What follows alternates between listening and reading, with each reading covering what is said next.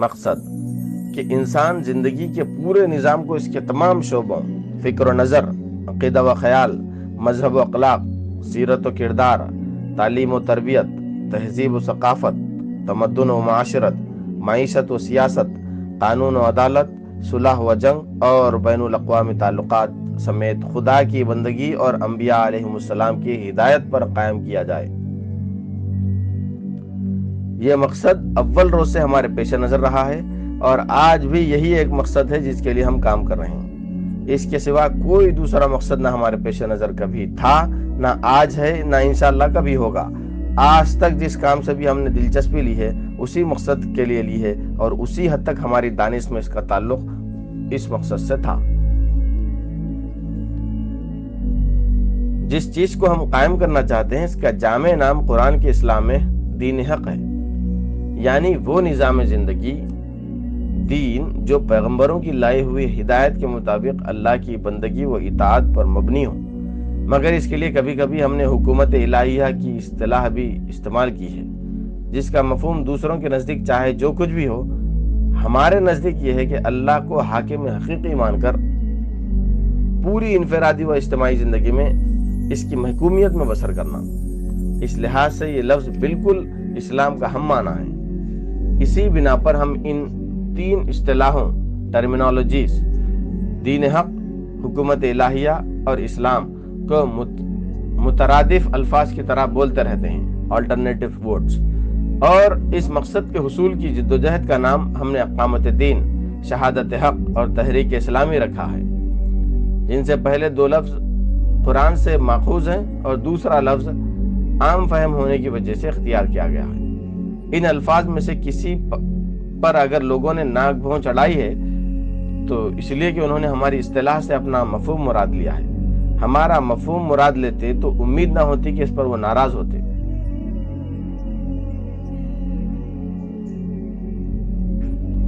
ہماری دعوت تمام انسانوں کے لیے ہے۔ ہمارے نزدیک اسلام ان لوگوں کی جائیداد نہیں ہے جو پہلے سے مسلمان ہیں، بلکہ خدا نے یہ نعمت ان سب کے لیے بھیجی ہے جو انسان پیدا ہوئے ہیں، خواہ وہ روئے زمین کے کسی خطے میں بستے ہوں۔ اس بنا پر ہمارا مقصد محض مسلمانوں کی ہی نہیں بلکہ پوری نوع انسانی کی زندگی کو دین حق پر قائم کرنا ہے۔ مقصد کی وسعت آپ سے تقاضا کرتی ہے کہ ہماری اپیل عام رہے اور کسی مخصوص قوم کے مفاد کو مد نظر رکھ کر کوئی ایسا طرز عمل اختیار نہ کیا جائے جو اسلام کی اس عام اپیل کو نقصان پہنچانے والا ہو یا اس کی نقیض واقع ہونا ہو۔ مسلمانوں سے ہم کو دلچسپی اس بنا پر نہیں ہے کہ ہم ان میں پیدا ہوئے ہیں اور وہ ہماری قوم ہیں، بلکہ ان کے ساتھ ہماری دلچسپی کی وجہ صرف یہ ہے کہ وہ اسلام کو مانتے ہیں، دنیا میں اس کے نمائندے سمجھے جاتے ہیں، نوع انسانی تک اس کا پیغام پہنچانے کے لیے انہی کو ذریعہ بنایا جا سکتا ہے، اور دوسروں کے لیے اس پیغام کو مؤثر بنانا، افیکٹو بنانا اس کے بغیر ممکن بھی نہیں ہے کہ جو لوگ پہلے سے مسلمان ہیں وہ اپنی انفرادی و اجتماعی زندگی میں پورے اسلام کا صحیح نمونہ پیش کریں۔ اس بنا پر ہمارا راستہ ان لوگوں کے راستے سے ہمیشہ الگ رہا ہے اور آج بھی الگ ہے جنہیں مسلمانوں سے اصل دلچسپی اس لیے ہے کہ وہ ان کی قوم ہے، اور اسلام سے یا تو کوئی دلچسپی ہی نہیں ہے یا ہے تو اس وجہ سے ہے کہ وہ ان کی قوم کا مذہب ہے۔ اسلام، مسلم قومیت اور ہم نے اپنے مقصد کے لحاظ سے اپنی تحریک کو اس طرز پر اٹھایا ہے کہ ایک طرف اس کی دعوت تمام انسانوں کے لیے عام رہے اور دوسری طرف مسلمانوں کو اسلام کی مکمل، صحیح، علمی اور عملی شہادت دینے کے لیے تیار کیا جائے۔ ہم نے کبھی اسلام اور مسلم قومیت کے فرق اور امتیاز کو نگاہوں سے اوجھل ہونے نہیں دیا۔ ہم نے اسلام کے اصول و احکام اور اسلامی دعوت کے مفاد کو ہمیشہ قوم اور قومی مفاد پر مقدم رکھا ہے، اور جہاں کہیں ان دونوں چیزوں میں تناقض واقع ہوا ہے ہمیں ایک لمحے کے لیے بھی اسلام کی خاطر قوم اور اس کے مفاد سے لٹ جانے میں تعامل نہیں ہوا ہے۔ ہم نے مسلمانوں کے قومی تحفظ کے لیے کوشش کی تو اس لیے نہیں کہ دوسری قوموں کی طرح اس قوم کا بھی امتیازی وجود برقرار رہے، بلکہ صرف اس لیے کہ یہ قوم دنیا میں حق کی شہادت ادا کرنے کے لیے قائم و دائم رہے۔ ہم نے ایک آزاد مسلم مملکت کا قیام بھی چاہا تو اس غرض سے نہیں کہ روئے زمین پر ایک اور ترکی یا ایک اور مصر یا ایران کا اضافہ ہو جائے، بلکہ صرف اس غرض سے کہ ایک خالص اسلامی ریاست قائم ہو جو اسلامی نظام زندگی کا مکمل نمونہ دنیا کے سامنے پیش کرے۔ ہمارے اس پوزیشن کو وہ لوگ کبھی نہ سمجھ سکے جو اسلام اور مسلم قومیت کو گڈمٹ کرتے ہیں یا قوم کو دین پر مقدم رکھتے ہیں یا دین کے بجائے صرف قوم سے دلچسپی رکھتے ہیں، ہمارے اور ان کے راستے اگر کبھی کہیں ملے بھی تو عارضی طور پر اس جگہ جہاں اتفاقاً اسلام نے ہمیں اور ان کو جمع کر دیا، ورنہ اکثر ہمارے اور ان کے طرز فکر و عمل میں تصادم ہی رہا۔ اس تصادم کے نتیجے میں ہم کو بارہا غداری کے تانے بھی سننے پڑے ہیں، مگر یہ تانے ہمارے لیے بالکل بے معنی ہیں۔ ہم وفاداری کا مستحق صرف خدا اور رسول کو سمجھتے ہیں، پھر اس کو جو خدا اور رسول کا وفادار ہو۔ اس وفاداری سے انحراف تو البتہ ہمارے نزدیک دنیا اور آخرت میں لعنت کا موجب ہے، لیکن اگر اس وفاداری میں ہم ثابت قدم ہوں تو پھر دوسری جس چیز کا بھی ہمیں غدار ٹھہرایا جائے وہ ہمارے لیے باعث شرم نہیں بلکہ باعث فخر ہے۔ ہمارا تصور دین حق اور اقامت دین کے تصور میں بھی ہمارے اور بعض دوسرے لوگوں کے درمیان اختلاف ہے۔ ہم دین کو محض پوجا پاٹ اور چند مخصوص مذہبی عقائد و رسوم کا مجموعہ نہیں سمجھتے، بلکہ ہمارے نزدیک یہ لفظ طریقے زندگی اور نظام حیات کا ہم معنی ہے، اور اس کا دائرہ انسانی زندگی کے سارے پہلوؤں اور تمام شعبوں پر حاوی ہے۔ ہم اس بات کے قائل نہیں ہیں کہ زندگی کو الگ الگ حصوں میں بانٹ کر الگ الگ اسکیموں کے تحت چلایا جا سکتا ہے۔ ہمارا خیال ہے کہ اس طرح کی تقسیم اگر کی بھی جائے تو وہ قائم نہیں رہ سکتی، کیونکہ انسانی زندگی کے مختلف پہلو انسانی جسم کے اعضاء کی طرح ایک دوسرے سے ممیز ہونے کے باوجود آپس میں اس طرح پیوستہ ہیں کہ وہ سب مل کر ایک کل بن جاتے ہیں، اور ان کے اندر ایک ہی روح جاری و ساری ہوتی ہے۔ یہ روح اگر خدا اور آخرت سے بے نیازی اور تعلیم انبیاء سے بے تعلقی کی روح ہو تو پوری زندگی کا نظام ایک دین باطل بن کر رہتا ہے، اور اس کے ساتھ خدا پرستانہ مذہب کا ضمیمہ اگر لگا کر رکھا بھی جائے تو مجموعی نظام کی فطرت بتدریج اس کو مزمحل کرتے کرتے آخرکار بالکل محو کر دیتی ہے۔ اور اگر یہ روح خدا اور آخرت پر ایمان اور تعلیم انبیاء کے اتباع کی روح ہو تو اس سے نظام زندگی کا پورا نظام ایک دین حق بن جاتا ہے، جس کے حدود عمل میں ناخدا شناسی کا فتنہ اگر کہیں رہ بھی جائے تو زیادہ دیر تک پنپ نہیں سکتا۔ اس لیے ہم جب اقامت دین کا لفظ بولتے ہیں تو اس سے ہمارا مطلب محض سجدوں میں دین قائم کرنا یا چند مذہبی عقائد اور اخلاقی احکام کی تبلیغ کر دینا نہیں ہوتا، بلکہ اس سے ہماری مراد یہ ہوتی ہے کہ گھر اور مسجد، کالج اور منڈی، تھانے اور چھاونی، کورٹ اور پارلیمنٹ، ایوان و وزارت اور سفارت خانے، سب پر اسی ہی ایک خدا کا دین قائم کیا جائے جس کو ہم نے اپنا رب اور معبود تسلیم کیا ہے،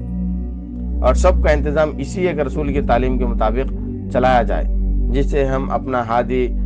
برحق مان چکے ہیں۔ ہم کہتے ہیں کہ اگر ہم مسلمان ہیں تو ہماری ہر چیز کو مسلمان ہونا چاہیے، اپنے زندگی کے کسی پہلو کو بھی ہم شیطان کے حوالے نہیں کر سکتے۔ ہمارے ہاں سب کچھ خدا کا ہے، شیطان یا قیصر کا کوئی حصہ نہیں ہے۔ مذہب اور سیاست کی یکجائی، ہماری ان باتوں پر وہ سب لوگ برہم ہیں جنہوں نے مذہب کا ایک محدود تصور اختیار کر رکھا ہے، جو تفریق دین و دنیا اور امتیاز مذہب و سیاست کے قائل ہیں، جن کے نزدیک خدا اور قیصر کے درمیان تقسیم ہو سکتی ہے اور ہونی چاہیے، اور جن کی نگاہ میں خدا راستی کا دین بے خدا تمدن سیاست کے ساتھ زندگی کا بٹوارہ قبول کر سکتا ہے، اور مسجد و خانقاہ کو اپنے ہاتھ میں لے کر باقی سب کچھ اپنے حریف کے لیے چھوڑ سکتا ہے۔ یہ لوگ ہم پر طرح طرح کے اعتراضات کرتے ہیں۔ کوئی کہتا ہے کہ تم مذہب کی تبلیغ کرو، سیاست میں کیوں دخل دیتے ہو؟ مگر ہم اس بات کے قائل ہیں کہ جدا ہو دین سیاست سے تو رہ جاتی ہے چنگیزی۔ اب کیا یہ لوگ ہم سے یہ چاہتے ہیں کہ ہماری سیاست پر چنگیزی مسلط رہے اور ہم مسجد میں مذہب کی تبلیغ کرتے رہیں؟ اور آخر وہ مذہب کون سا ہے جس کی تبلیغ کے لیے وہ ہم سے کہہ رہے ہیں؟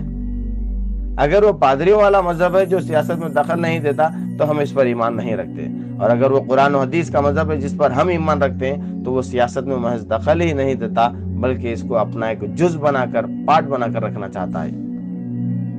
کوئی کہتا ہے کہ تم پہلے مذہبی لوگ تھے، اب سیاسی گروہ بن گئے ہو، حالانکہ ہم پر کبھی ایک دن بھی ایسا نہیں گزرا ہے جب ہم غیر سیاسی مذہب کے لحاظ سے مذہبی رہے ہوں، اور آج خدا کی لعنت ہو ہم پر اگر ہم غیر مذہبی سیاست کے لحاظ سے سیاسی بن گئے ہوں۔ ہم تو اسلام کے پیرو ہیں اور اسی کو قائم کرنا چاہتے ہیں۔ وہ جتنا مذہبی ہے اتنے ہی ہم مذہبی ہیں اور ابتدا سے تھے۔ تم نے نہ کل ہمیں سمجھا تھا جبکہ ہم کو مذہبی گروہ قرار دیا، اور نہ آج سمجھا ہے جبکہ ہمارا نام سیاسی جماعت رکھا۔ سیاست اور مذہب میں تمہارا استاد یورپ ہے، اس لیے نہ تم نے اسلام کو سمجھا اور نہ ہمیں۔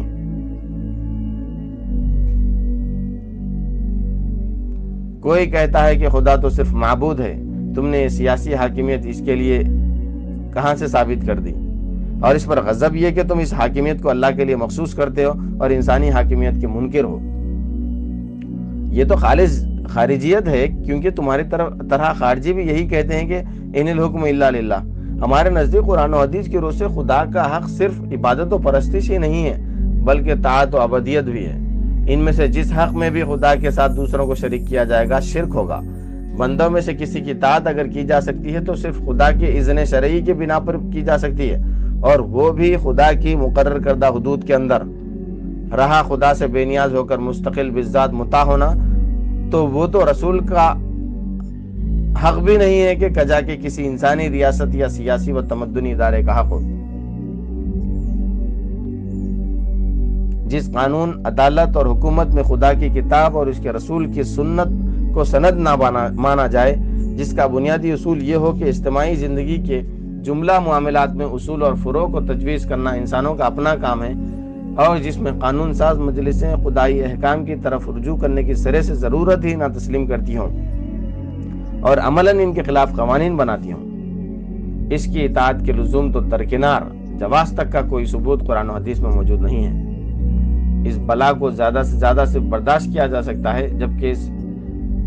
جبکہ انسان اس کے پنجہ اقتدار میں گرفتار ہو جائے۔ مگر جو شخص ایسی حکومتوں کے حق فرما روائی کو تسلیم کرتا ہے اور اس بات کو ایک اصول برحق کی حیثیت سے مانتا ہے کہ خدائی ہدایت کو چھوڑ کر انسان بطور خود اپنے تمدن، سیاست اور معیشت کے اصول و قوانین وضع کر لینے کے مجاز ہیں، وہ اگر خدا کو مانتا ہے تو شرک میں مبتلا ہے، ورنہ زندقام ہے۔ ہمارے اس مسلک کو خارجیت سے تعبیر کرنا مذہب اہل سنت کی لکھی ہوئی کتب اصول میں سے جس کو چاہے اٹھا کر دیکھ لیجئے، اس میں یہی لکھا ملے گا کہ حکم دینے کا حق اللہ کے لیے خاص ہے۔ مثال کے طور پر عاملانہ آمدنی اپنی کتاب الاحکام فی الاصول الاحکام میں لکھتے ہیں،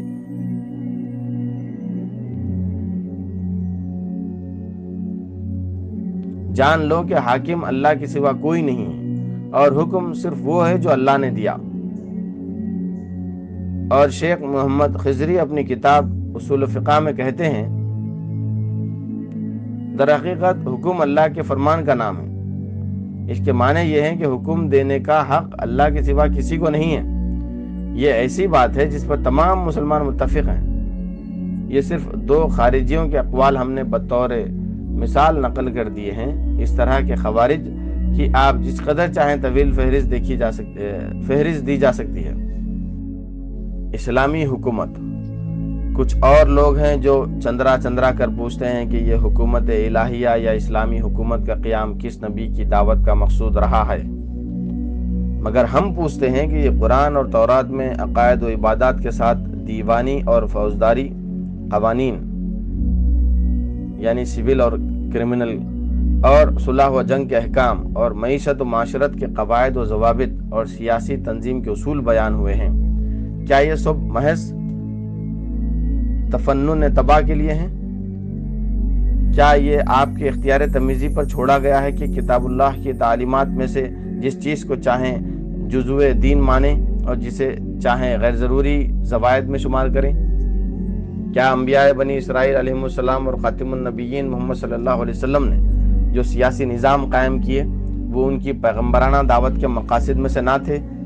محض اتفاقات سے فائدہ اٹھا کر انہوں نے اپنا شوق فرماروائی پورا کیا تھا۔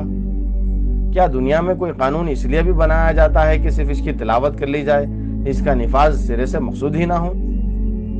کیا واقعی ایمان اسی چیز کا نام ہے کہ ہم روز اپنی نمازوں میں کتاب اللہ کی وہ آیات پڑھیں جن میں زندگی کے مختلف پہلوؤں کے متعلق اصول اور احکام بیان ہوئے ہیں،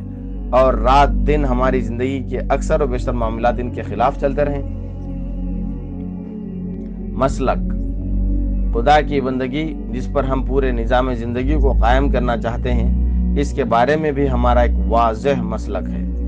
اور وہ مختلف گروہوں کے مختلف وجوہ سے پسند نہیں آتا۔ ہمارے نزدیک ہر شخص اس کا مختار نہیں ہے کہ اپنی مرضی اور خواہش کے مطابق جس طرح چاہے خدا کی بندگی کرے، بلکہ اس کی ایک ہی صحیح صورت ہے اور وہ اس شریعت کی پابند ہے جو محمد صلی اللہ علیہ وسلم لے کر آئے ہیں۔ اس شریعت کے معاملے میں کسی مسلمان کے اس حق کو ہم تسلیم نہیں کرتے کہ وہ شریعت کی جن باتوں کو چاہے قبول کرے اور جن باتوں کو چاہے رد کر دے، بلکہ ہم اسلام کے معنی ہی اطاعت حکم خداوندی اور اتباع شریعت محمدی سمجھتے ہیں صلی اللہ علیہ وسلم۔ شریعت کے علم کا ذریعہ ہمارے نزدیک صرف قرآن پاک نہیں ہے، بلکہ حدیث رسول بھی ہے، اور قرآن و حدیث سے استدلال کا صحیح طریقہ ہمارے نزدیک یہ نہیں ہے کہ آدمی اپنے نظریات پر خدا اور رسول کی ہدایت کو ڈھالے۔ پھر ہم نہ تو تقلید جامد کے قائل ہیں جس میں اجتہاد کی جگہ نہ ہو،